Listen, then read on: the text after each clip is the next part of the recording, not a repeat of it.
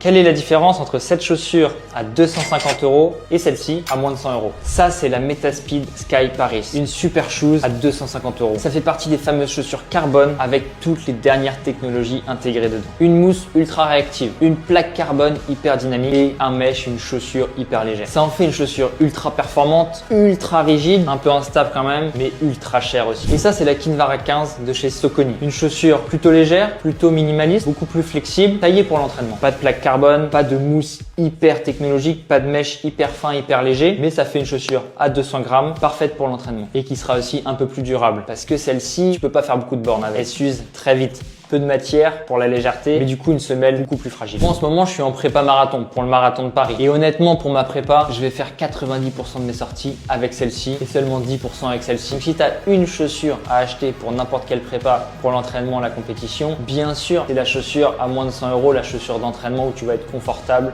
tout au long de l'année. Mais bon, moi je suis quand même un pigeon et j'ai voulu acheter cette chaussure pour optimiser ma performance le jour J et avoir cette sensation de rebond, cette sensation de dynamisme que tu peux avoir quand tu as ce genre de chaussures carbone au pied. Mais 250 €, c'est clairement abusé, on est d'accord. Et toi alors, t'es dans quel team? Carbone, classique? Dis-moi ça en commentaire.